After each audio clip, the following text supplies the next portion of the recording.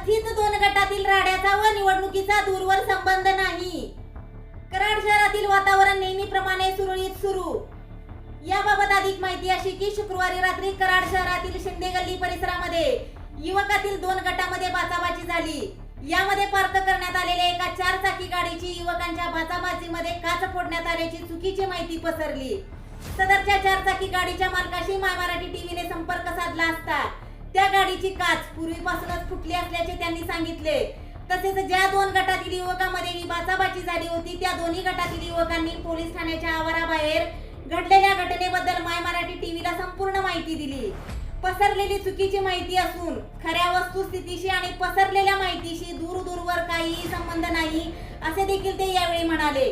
कराड नगरपालिका निवडणुकीच्या अनुषंगाने देखील या बाचाबाचीचा संबंध जोडण्याचा प्रयत्न केला गेला असल्याची चर्चा सध्या कराड शहरासह परिसरात पसरली असून कराड शहरामध्ये शुक्रवारी झालेल्या 2 गटातील युवकांच्या बाचाबाचीमुळे वातावरण कोणत्याही प्रकारे तंग झाले नसून नेहमीप्रमाणे सर्व काही व्यवस्था सुरळीत आहे. ज्या युवकांमध्ये हा राडा झाला होता त्यातील काही युवकांना संबंधित प्रकाराबद्दल चौकशीसाठी पोलिसांनी बोलावून घेतले होते. तसेच पोलीस प्रशासनाकडून नागरिकांना आवाहन करण्यात येत आहे की पसरणाऱ्या भीतीदायक व चुकीच्या अफवांवर विश्वास ठेवू नये.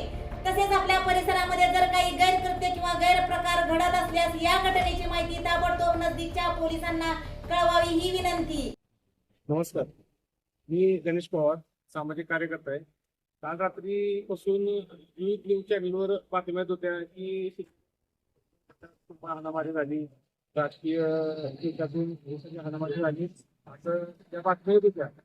त्या माझं मत आहे की पूर्ण चुकीच्या होत्या. कारण की जे 2 गट आहेत त्या 2 गटातच जी वादावादी झाली होती पण ती किरकोळ करतात नव्हती आणि किरकोळ वादावाद होती. दुसरी गोष्ट गाडीच्या काचा फोडल्यापासून सांगितल्या तर गाडीचे मालक हे गाडीचे मालक आहेत. ऍक्च्युली त्यांच्या गाडीची काच ऑलरेडी पहिल्यापासून फुटलेली होती. नारळ पडल्यामुळे ती गाडीची काच फुटलेली होती आणि ती गाडी तिथे लावलेली होती. पण काही न्यूज पत्रकार आहेत त्याचा गैरसमज झाला. आणि दुसरी गोष्ट तलवारी किंवा कोयते असला काहीच प्रकार ते झाला नाही. कारण ज्यावेळी इन्सिडेंट घडला त्याच्या 5व्या मिनिटाला मी तिथं पोहोचलेलो होतो आणि मी पोहोचल्यानंतर 5 ते 7 मिनिटात बरोबर पोलीस गाडी तिथे आली. आणि सकाळ मिळून एक 10 ते 15 मिनिटाचा विषय होता की काही न्यूज चॅनलवर आलं की रात्रभर दंगा चाललेला होता. तर असं कोणतीही गोष्ट तिथं घडलेली नाही. आणि सगळ्यात महत्वाचं म्हणजे यशवंत हे आहे आणि तिथं यशवंत विचाराची माणसं राहतात आणि असं कुठल्याही गोष्टीचं साराखोट कुणाला देणार नाही की बाबा अशा वादाला किंवा कोणत्याच गोष्टीला असं साराखोट देणार नाही असं माझं मत आहे. जय हिंद, जय महाराष्ट्र.